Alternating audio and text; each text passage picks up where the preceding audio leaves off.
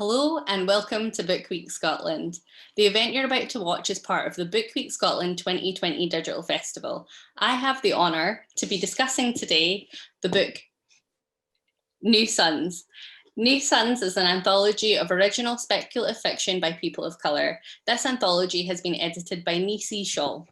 Nisi is an author of works of science fiction, fantasy and non-fiction.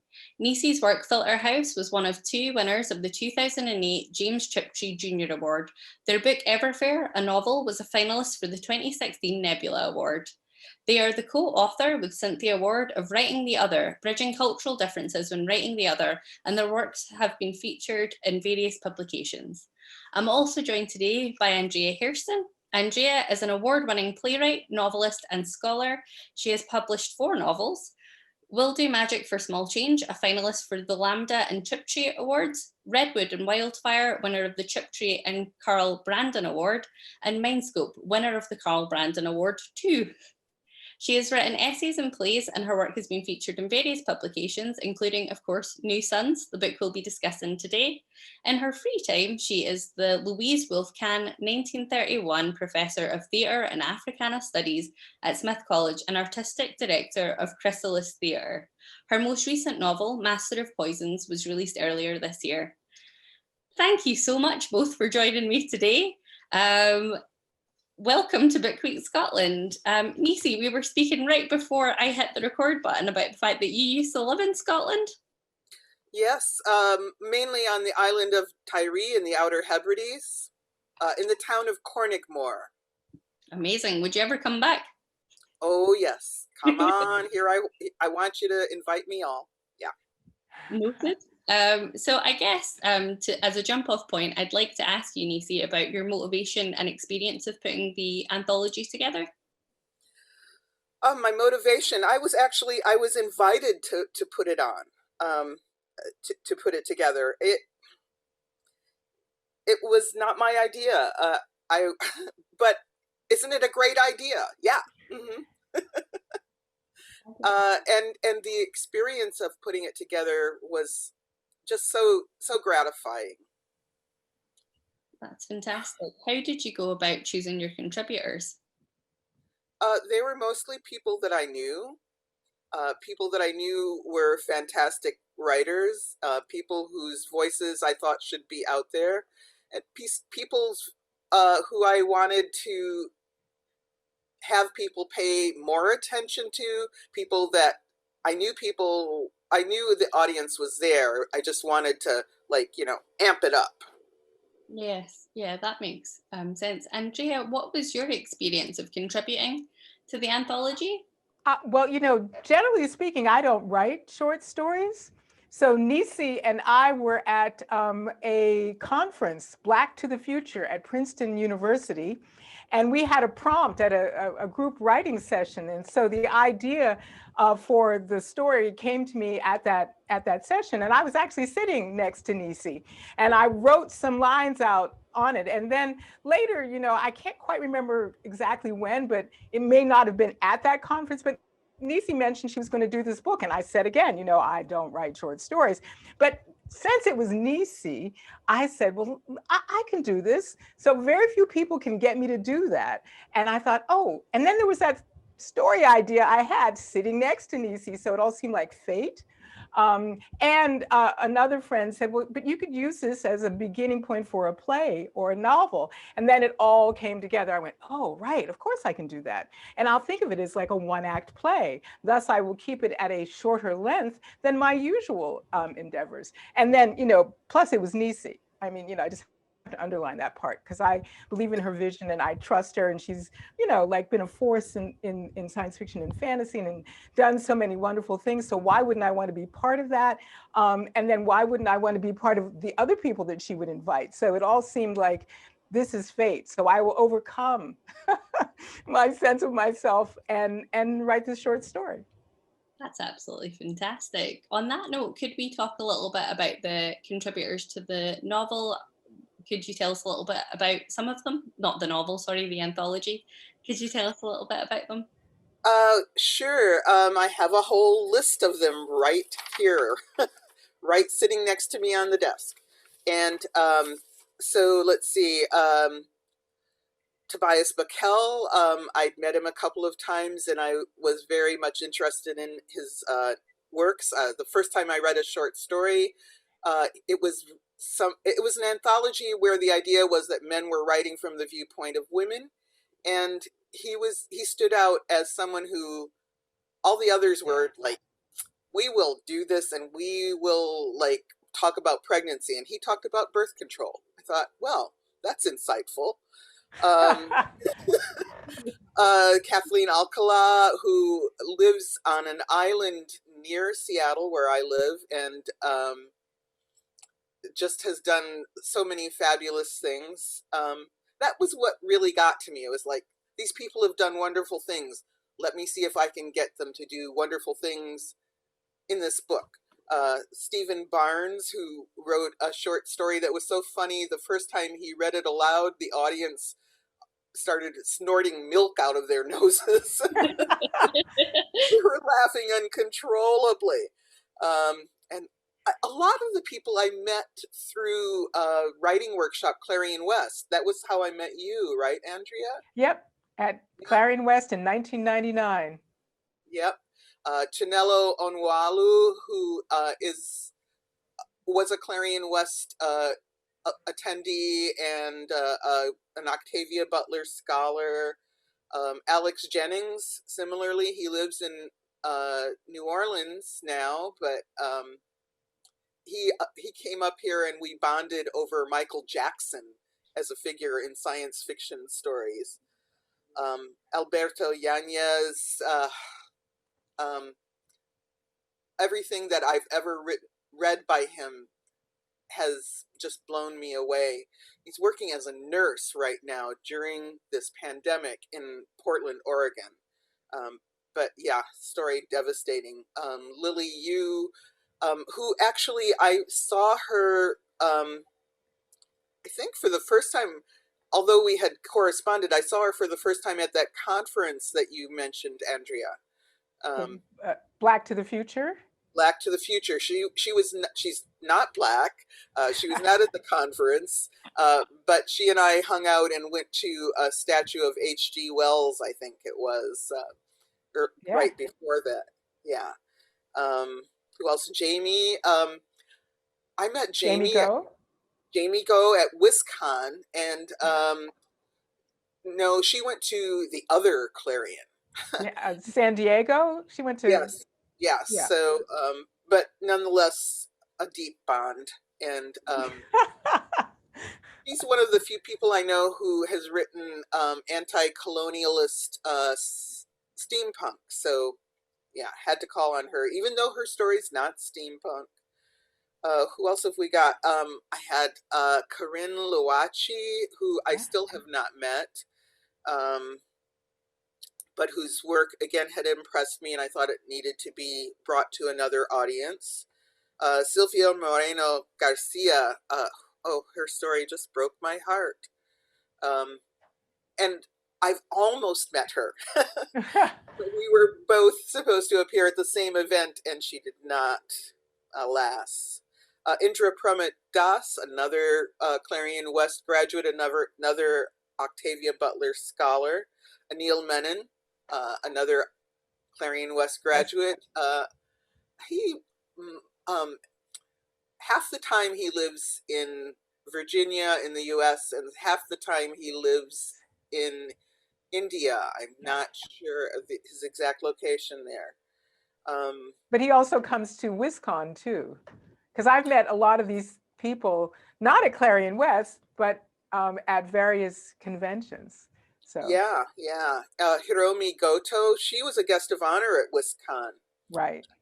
And gave a speech that I reference again and again as, these are the questions you need to ask yourself if you're part of the dominant paradigm and you want to write about someone who is outside the dominant paradigm, if you want to represent people who are not part of the mainstream, you know. Rebecca Roanhorse, still never met her. but of course I had read her work and wanted to include it. And Darcy Little Badger, who I finally met at ReaderCon. Yay! Oh, when you were guest of honor? Oh yeah. Yeah, like underline that. Yes. Okay, when I was guest of honor. Yeah. That's an incredible list, like absolutely fantastic. And I'm getting a real sense of community and when you're talking about it, of these are people that you see at these events and the sort of networking. In the introduction written by LeVar Burton, he talks about how there's a new age of speculative fiction, not least because of the inclusion of more voices from people of color. How do you feel about the current speculative fiction landscape? It's a blessing on us all. Talk about it, Andrea. Well, you know, it's so interesting because both Nisi and I have been doing this for a long time, you know. So when I went to Clarion, Nisi gave me a book by Nalo Hopkinson called Brown Girl in the Ring. And I was so thrilled to find that book. And then Octavia Butler was one of my teachers at Clarion in 1999. And Cherie Renee Thomas was at Clarion West in 1999. And she was about to do an anthology called Dark Matter, which would include a whole range of people and be the, you know, an anthology of, you know, fiction from the African, speculative fiction from the African diaspora. So that was all, you know, happening at the end of the 20th century. So here we are 20 years later. And, you know, we've been like working before the end of the 20th century, right? So, you know, there are all these people in the 50s writing, and Cherie collected some of those in Dark Matter. And then, you know, we've been working, people, you know, wrote me rejection letters saying, this is wonderful, but who's the audience for this? We can't have that. Or this is a strange book. And it wasn't really a strange book. It was Redwood and Wildfire, but the characters were strange. They were African-American, Native American, you know, what are you doing? Now I have a contract from a big house and they're going to reissue those books. So we have seen, you know, literally a big turnaround. No one is saying these are strange characters in the same way. They figure out something else to say. But now what you know, let's be honest, now you have many, many writers, you know, like I'm starting not to know everybody. For a while, like, didn't we know everybody, Nisi? Now Yeah. I don't know people. I haven't met them all. And that's really exciting. You know, someone will bring up a name and I don't know the name because now, you know, the capacity, the possibility of it is out there. So more people who have always been writing and thinking are getting their stuff out. You know, there have always been these amazing writers and stories, but you know, the gatekeepers were saying, well, there's no audience, or this is weird. I think it's therefore bad just because I don't have a reference for it. You know, and so now we have people who are editors who are asking us to do things, you know, coming to us rather than us having to like break down the door, break down the gate. So I think this is good, but I also do remember Blaxploitation because I'm old enough. And there was a wonderful period, you know, in the 70s when there were all of these Black films coming out and it was just amazing. And then it disappeared. So I want to make sure that this is not just the flavor of the year or the flavor of the couple of years. I want to sustain what we're doing so that we have, you know, Rebecca Roanhorse still writing 5 years from now, or, you know, people who like, you know, are emerging now get to be like grand old authors who have like this fabulous career with range and different things and have talked to one another and developed, you know, whole new ways of seeing. So that's what I'm hoping that we're about to launch right now. Yeah, it is a community. It definitely is a community. I can remember going to, say, the convention WisCon, and I would make it a point whenever I went to science fiction conventions to personally shake the hand of every, not just every African American, but every person of color that I encountered. I can't do that anymore. No, we'll have like a get together dinner celebratory, and there'll be over 100 people. 100 people. Yeah. Yep. Sign up. That's incredible. What I'm noticing when we're talking about this, and Nisi, when you talked about Tobias, of I'm getting the sense of talking about authenticity and representation and talking about exploitation and avoiding that. I was wondering sort of what role do you think authenticity from the author plays in speculative fiction? You know, authenticity is a word that I actually avoid as much as possible because there is no one out there authenticating any of this stuff. The term I'm more familiar with and more comfortable with is developed on Twitter. It's a hashtag own voices. And that, to me, talks about how you can bring something new to the experience by talking with your own voice about it. So that's what I look for more. Authenticity just reminds me of being told that my work is not authentic enough. I wrote a short story set in a neighborhood that I modeled on one that I grew up in, and was told by the editors that it basically didn't have enough crime in it for people to believe that it was a Black neighborhood. Yeah, I can just roll my eyes at that, but I had to actually write a couple of sentences explaining that this was a bougie neighborhood. This was a Black bourgeois neighborhood, and you know, that it didn't have that much crime.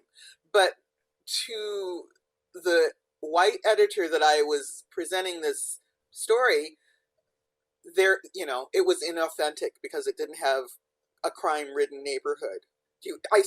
What do you say to that, Andrea? Well, authenticity really has a very unfortunate history. It's really in the United States about the fact that we have, you know, a really diverse population, and we're going to market authentic. We're going to market certain stereotypes as characteristics of large groups of people, and we're going to use that at the turn of the 20th century, really a lot, to say this is authentic Indian culture. This is authentic Negro culture. This is authentic Irish culture. All of that stuff becomes a marketing tool.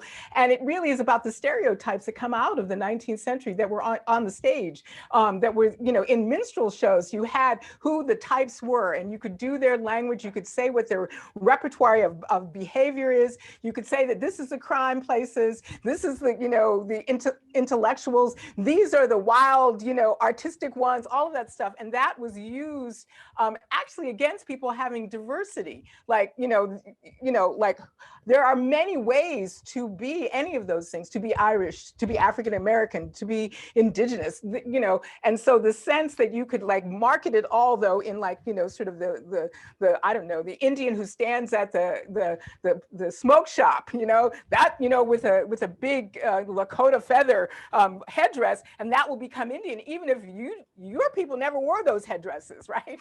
Never, ever. Like, you're not a Plains Indian, you don't know what they're talking about, but you are now not authentic anymore, because, you know, you didn't do any of that. You were like a farmer, and you know, your whole culture has like, you know, been farming forever. You weren't wandering around the plains, right? But were you an authentic Indian since you weren't in cowboy movies? So, you know, that is where authentic comes from. And I think it's a capitalist term. So I think the hashtag is trying to get at the notion that we have like a, you know, a diversity of voices within each one of us, as well as within groups. And that's a tricky thing to negotiate in a capitalist environment when, you know, we want to like slot you and sell you based on a label, right? We'd like to, and then that label will be your brand, and then that brand will make us money. So there's an impulse toward branding that I think the hashtag is trying to counter. At the same time, to get at not being exploited, not having your culture and your stories exploited. Yeah. It's almost like no, buy this one, this is the proper one. Yeah, right, yes. Right. And then who's getting to say what's authentic? What Nisi was saying about her neighborhood wasn't, or the neighborhood that she invented for her story wasn't authentic. Someone told me at Clarion, in fact, that since I had a Black woman who was a scientist, who could do code sliding and spoke German, that was not an authentic character, and there were no Black people like that. I'm a Black woman, I code slide, und ich kann Deutsch. So, you know, it was like people telling me to my face that I'm not real. You know, like you don't exist. I, And I was a physics major. That was the other problem. She could do physics, you know. So yeah. I find it really interesting when we talk about speculative fiction. Sometimes when it comes to representation of people of color, there still seems to be limitations. yeah, Even though we're half the time on a different planet or in another place, yeah. there's so many different characters, but then when it comes to representation of people of color, that's where it kicks in for people. Yeah. The notion is that white people contain multitudes. You can be anything. So you're not limited to a certain brand. Whereas okay, you're from wherever, you're, you know, Chinese, so you must be this. Is very, you know, still with us in 2020. And yeah, really, wow, I picked Chinese too in 2020. So. What kind of responsibility do you feel authors of speculative fiction have when they're writing? And do you consider that when you're writing speculative fiction yourself? Responsibility. I have a responsibility to be true to the story, which in my case, you know, it involves being true to what I've experienced and true to something inside me, or something that is not so quantifiable. I don't. Didn't we come up with a statement, Andrea, at that conference, where I think one of the lines was, it had some swears in it, but it was something like, "We pledge to write whatever we feel like." Yeah. Well, Yeah, because yeah, because I think one of the thing is, you know, people would ask Octavia Butler, like, you know, shouldn't you write realism? Because Black people need realism. So that there's a sense that we have to do social labor when we're doing our art, you know, in a way different than other artists, right? So, and I think that's what we're trying to say, like, we will write what we feel as artists that we need to write. That said, I feel as an artist, you know, for me, it's part of my spiritual practice, right? So what I'm doing as an artist is trying to find the truths in me and in my world that I'm guided through my spiritual practice to find. That's not a choice I impose on anyone. That's just, you know, what I'm doing. So it's back to that expletive. I write what I want to write, and it's based on that. And I think again, this goes back to the troubles. Like, if it will sell, then should I write it? That's the question, you know, if it will sell, should I write it? Now, the should part is, you know, problematic, but the if it will sell has to do with a social context of where we all are. Like, okay, so some of us are going to feel that pressure and do different things, but, you know, why do you know, people of color have to have a special response? Like, that's the question all artists have to answer. Like, yes. what am I doing with my art? And so whatever the answer to that question is, it's not because you're a person of color that you answer it a certain way. I mean, you know, that of course has an impact on you, but you deal with that impact how you deal with it. So I think we were all really tired of the special burdens. Yes. Like, oh Lord, like, here I am, you know, like, I got to drag this rock up the hill. And no, like, I refuse to drag that rock up the hill. That is a question for artists to answer, and they answered how they answer it, and they deal with the consequences. So if people don't like your stuff because you answered that question a certain way, then you deal with that, right? You come to terms with that. But, you know, we don't have. Yeah, go ahead, Nisi. I was going to say, I actually have more, I think, influence on, you know, more responsibility as an editor than as a writer. Okay. Yeah, you know, because I have a responsibility, which I try to fulfill, of getting this stuff out there where people could see it.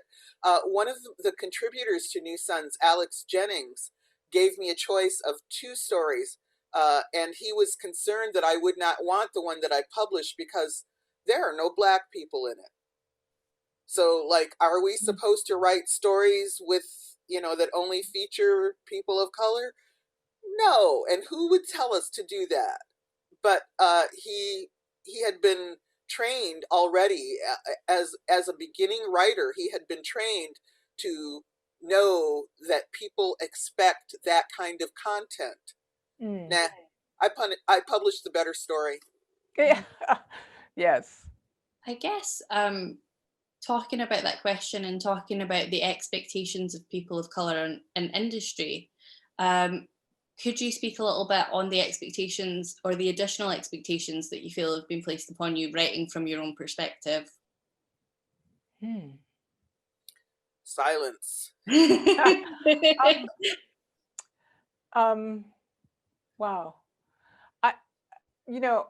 I think I've been writing for a really long time because I'm pretty old. And I've felt the benefit of my communities supporting me. So when I was a younger writer, I had as models people like Alice Childress and Lorraine Hansberry. And, Lorraine Hansberry's second play was The Sign in Sidney Brustein's Window, which was about Jewish characters mostly. And I think there's one Black character in it, but and people were like, what are you writing about? Then she wrote Les Blancs, which was about Africans, not African Americans. And everyone's like, that's not, you really want to write about African Americans? This is just like a code for that. And she was like, no. And then she wrote what she was called to write. And so I think that she was like one of my models because I'm in the theater.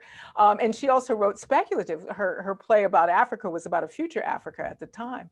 And so I feel like, that's what you do in the theater. So when I was coming up, I had, all of these models of theater artists, really trying to explore what called to them in definite respectful ways. But I had Anna Devere Smith as a model in the 90s, and she would just go and talk to anyone and then try to embody them.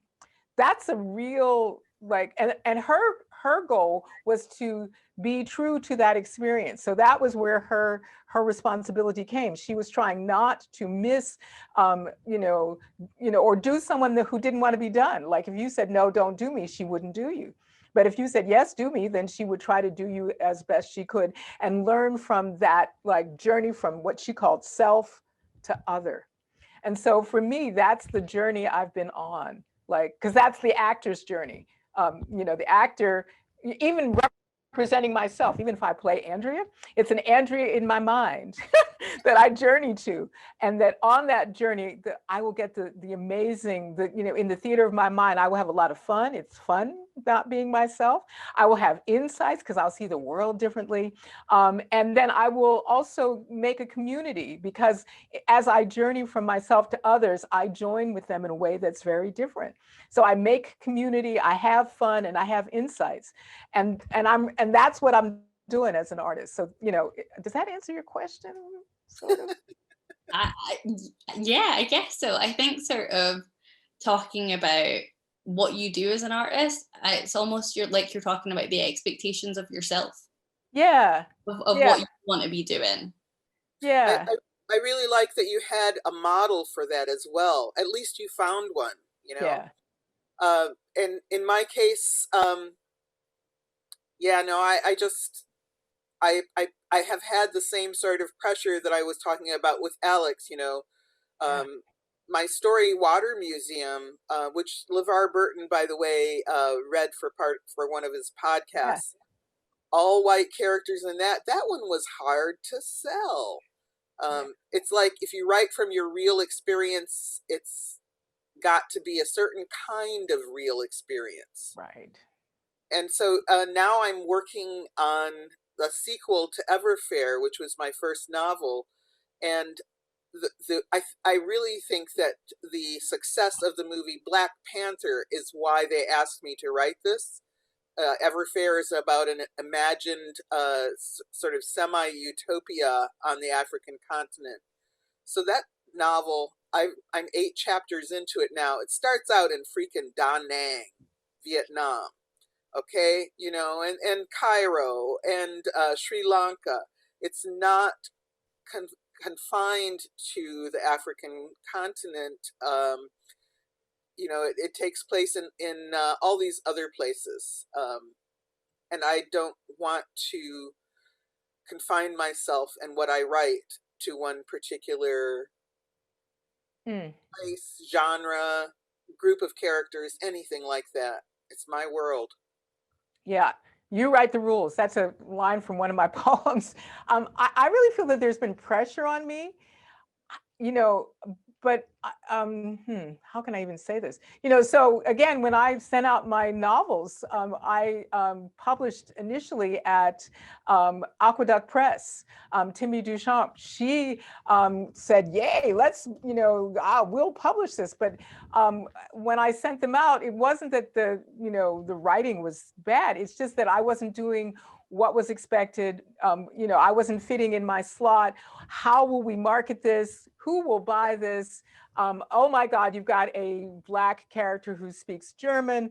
You have German characters, in fact, you know, and I spend a lot of time in Germany. So it's, you know, very interesting to me, like, and I'm like, oh, well, and that image pops in my mind and I use it. So I'm not limited to writing about a certain world with a certain perspective.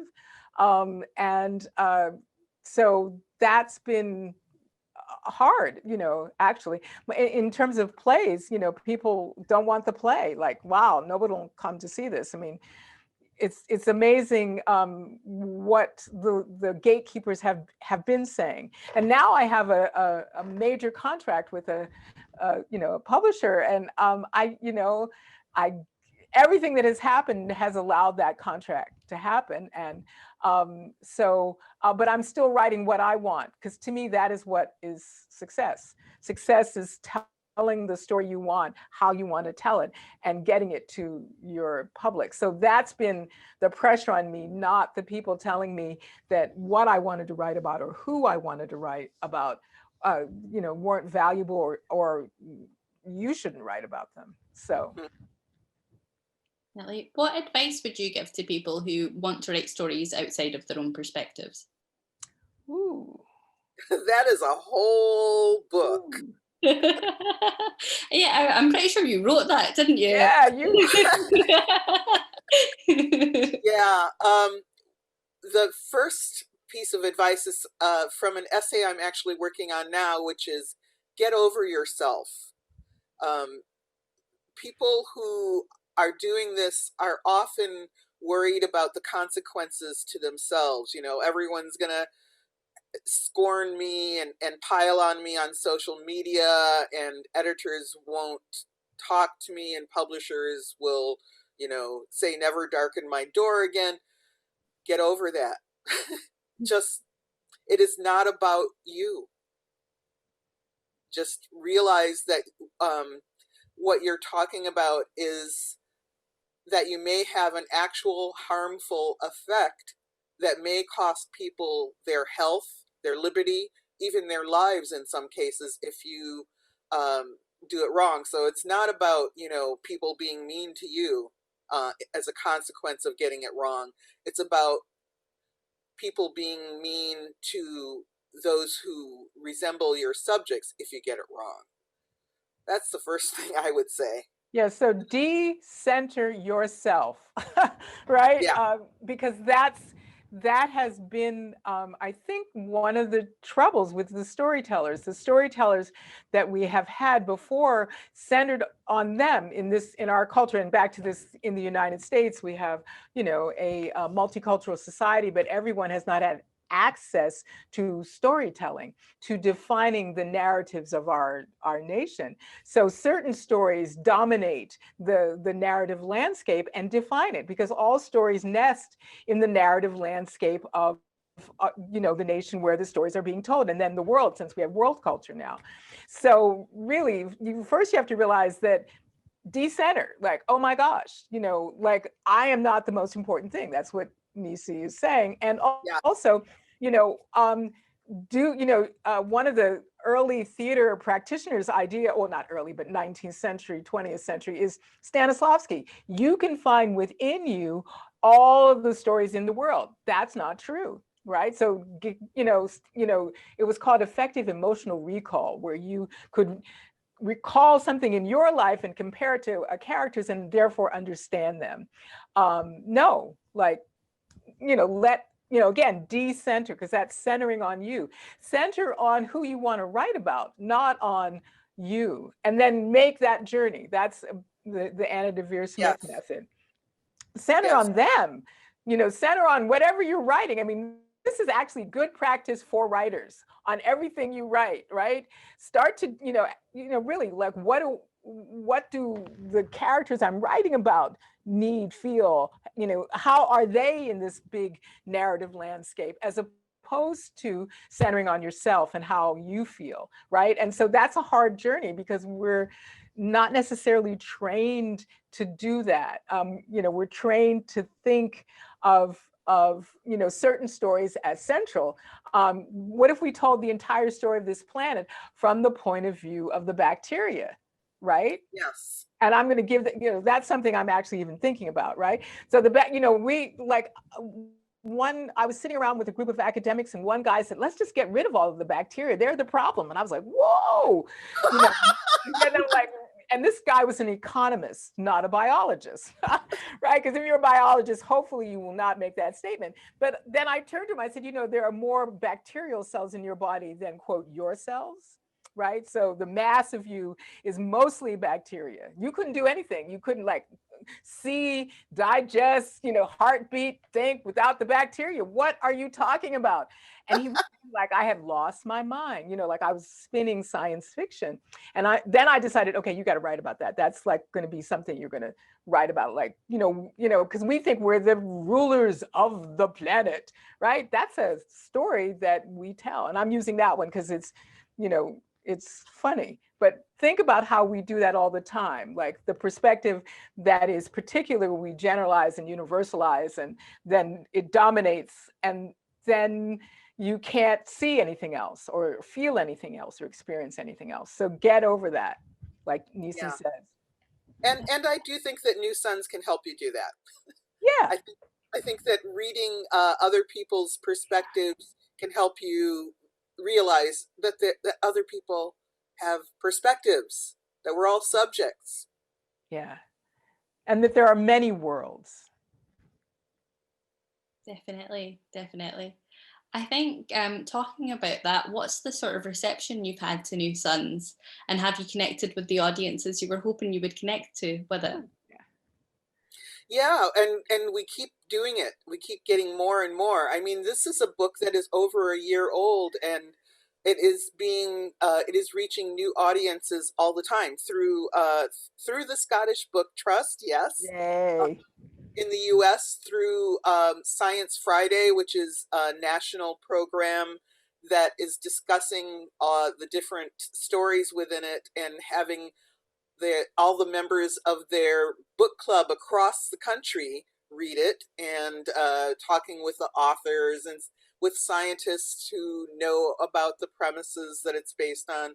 So yeah, it's reaching a lot of people, and I'm very, very happy about that. All the awards make it more. I was gonna say the awards. Yeah, it's like 3 awards now. The Locus Magazine Award, the Starburst Magazine. Starburst. Yeah. And isn't it up for World Fantasy? It's nominated at World Fantasy, but it has not been presented yet. Yeah, right. So soon you'll hear about that. Yeah. Probably by the time we air this, it'll be known. Yeah. But we have 3 awards. We're hoping for a 4th. And yes, that all really helps us get the word out. Fantastic. Speaking of the book, Andrea, your story in this book, Dumb House, talks about it's really lovely. I felt quite cozy reading it. It was a wonderful read. And I was wondering, because you're talking about things like tech obsolescence, you're talking about smart technology, how much does real world technology and the real world context inform your writing when you choose to write speculative fiction? Well, yeah.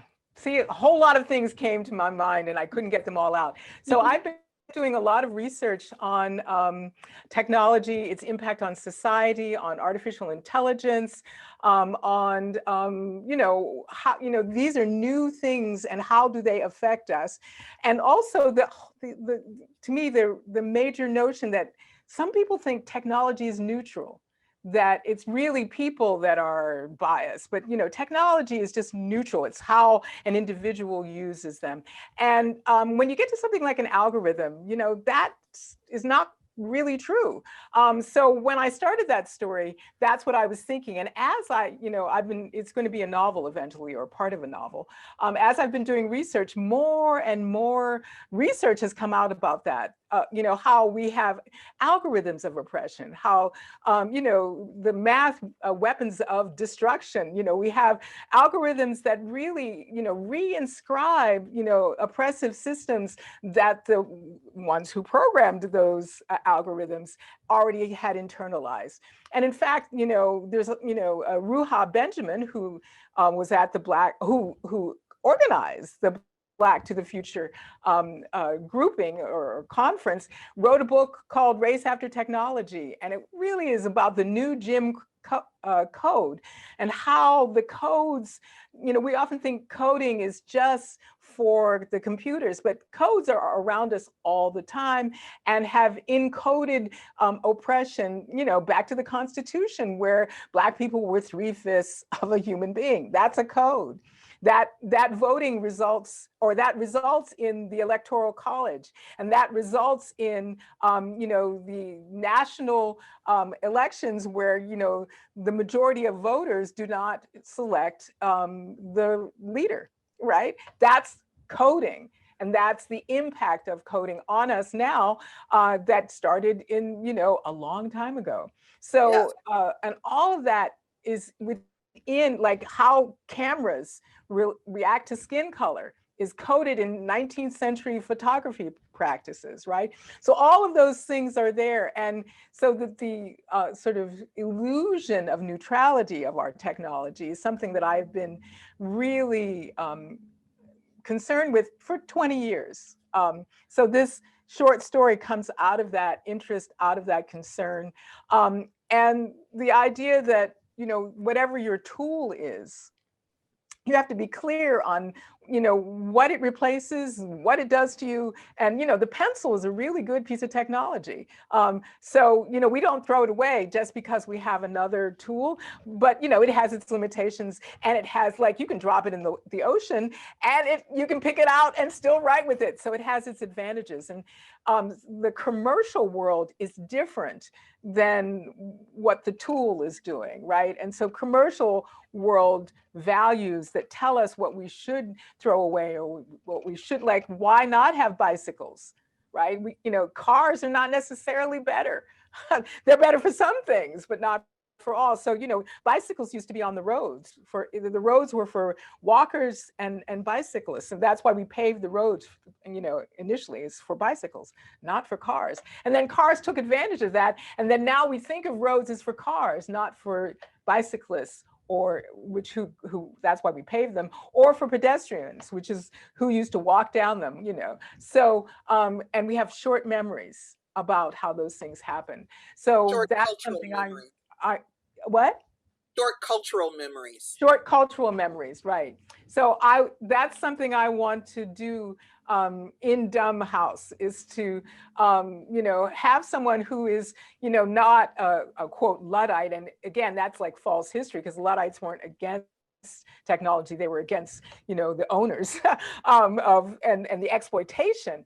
So I want us to be clear about why we want certain technology and how we use it, and not just take the company line, not just decide that because you are giving me this technology, it equals progress. That's an excellent answer. Speaking of algorithms and thinking of technology and noting that we're living through a global pandemic at the moment, do you think we're going to hit a point where speculative fiction doesn't feel like escapism anymore? Do I think what? Do you think we'll ever hit a point where speculative fiction doesn't feel like escapism anymore? Actually, to me, at this point, speculative fiction is more escapism than ever, and it's a really positive thing to be able to escape. Yeah. So I'm not looking for a point at which it will stop being escapism. I'm happy with it being escapism, and really, there's a lot to escape right now. Well, the implication, this is like, here we are with the arts. The arts are like morally suspect because, they take you out of the mundane. That's literally the reason you do art, to get out of the day-to-day, whatever that might mean. So art is not what you see outside your window. Art is, this other experience, this alternative to what you see outside your window. Now, it may incorporate what you see outside your window, but it really is about alternatives, about like what Nisi was saying earlier, like other worlds, other possibilities. So I think the idea that you escape and it's bad has to do with like a sort of in the US, again, a Puritan ethic of we should be like, okay, everything is about work and we work hard and we sit on hard benches. I live in New England. All the churches had hard benches so people wouldn't fall asleep in church, right? So you had to sit up and like pay attention, as opposed to like a worship service where you had fun. Right? No, this was hard work, and hard work is better for you because if you're fun loving, then you won't be serious. People even, some psychologists have wondered, why do we have this capacity for imagination? I think it was Steven Pinker. He said, like, why did natural selection allow us to be imaginative? Why did it just have us, see the reality for reality? And I'm like, wow, like everything we do comes from that capacity to imagine. So for me, it's really important to be able to escape the mundane. I mean, I think what was it? Neil Gaiman said only jailers don't want you to escape. I think that was yeah, right. So like jailers wouldn't want you to be escapists. Like it doesn't mean that you are necessarily running away from dealing with the pandemic, but we don't need to do it 24/7. And I do a bit of teaching, and cannot let a day go by without mentioning Samuel Delany. Yeah. And what he talks about is how, in comparison to what we will denigratingly call mimetic fiction, Yeah. Or mundane fiction, the fiction that tries to be realistic, comparing that with speculative fiction, what you can do with speculative fiction is you can question the necessity of institutions that are sort of hardwired into the current moment. You can go beyond them, and you can imagine something else. Alternatives. And, yeah, and if that is escapism, I want more. Right. I mean, yeah. And to me, fiction is the big category, and mimetic fiction is actually, a recent category. Like again, 19th century. A lot of stuff came out of the 19th century that's very interesting.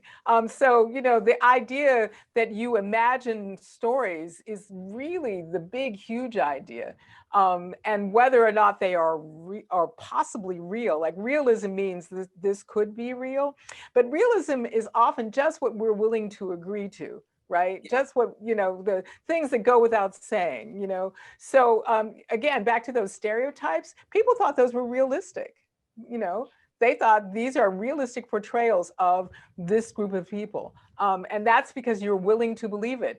And so if you're not willing to believe it, it's somehow fantastic to imagine, again, the Black woman who's a physicist, code slides and speaks German. That is not realistic. because you're not willing to believe it. That's And I think science fiction and fantasy messes with what we're willing to believe. Yeah. That is, I'm speechless after that answer. That's incredible. I love the idea of thinking of realism as what we agree to believe That's really struck me. Talking of the title of the book, I know that the title New Suns comes from the Octavia E. Butler quote, "There's nothing new under the sun, but there are new suns." Nisi, could you talk about why you chose that as the title of the book? It just seemed perfect to me for what I wanted to do, in going beyond not just a new world, but a new vision of a world. That's all. It seemed like to take it up a notch, and that's what I wanted to do. That's what you did. Yes. Yeah, definitely. I'm just aware at the time, I think we're coming up to the close soon. So the theme of this year's Book Week Scotland is future. And as I said before, when I was speaking to you both previously, I feel like this anthology speaks on this theme seamlessly. We're talking about speculative fiction, we're talking about imagined futures, we're talking about representation in industry as well, which I assume we all hope is a hope for the future. I was wondering if you could both tell me about what you envision and what you hope the future of speculative fiction will look like. Wow. I have come up with some wild scenarios with this, as in, no, seriously, because I'm a science fiction writer, so I I envision like science fiction writers being the completely acknowledged legislators of the world. I envision teams of imaginers coming together and sort of having like creative throwdowns, like open mic kind of series things, where they the one that can come up with the most resonant and moving and beautiful evocation of the future becomes the one that gets everybody to do that. So yeah, sorry, but that's a little wild, but that's where I go. No.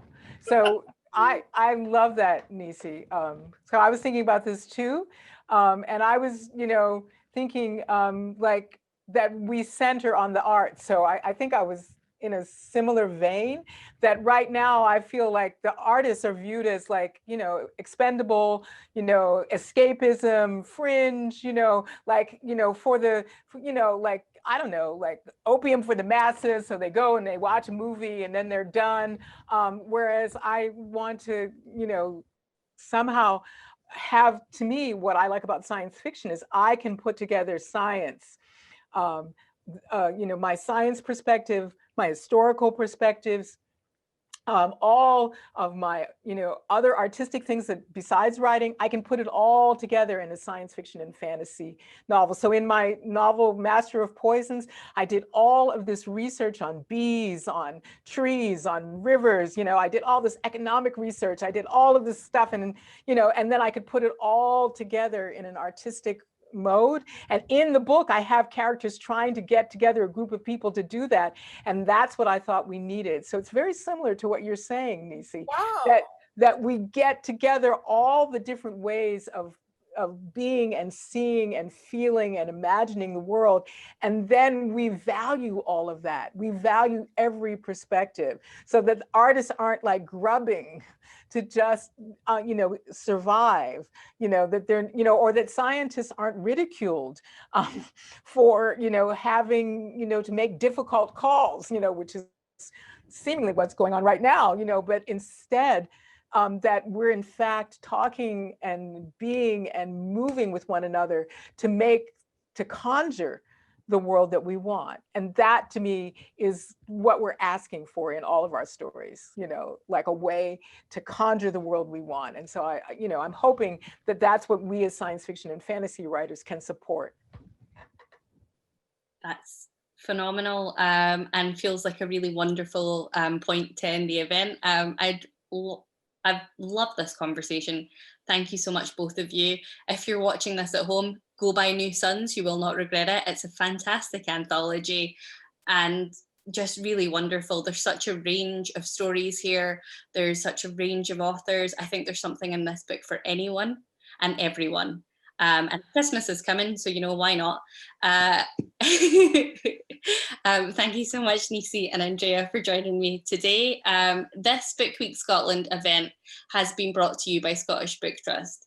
Scottish Book Trust wants everyone living in Scotland to have equal access to books, because better access to books means better life chances. You can help by gifting a book to a family struggling this Christmas. If you enjoyed this event, please consider sharing your love of reading by donating to Scottish Book Trust Christmas Appeal at scottishbooktrust.com. Thank you again, Nisi and Andrea. It's been an absolute pleasure talking to you. I think this just such wonderful perspectives, and I'd like to thank you again for your time. And if you're watching at home, thank you so much for tuning in. I hope you have a wonderful Book Week Scotland.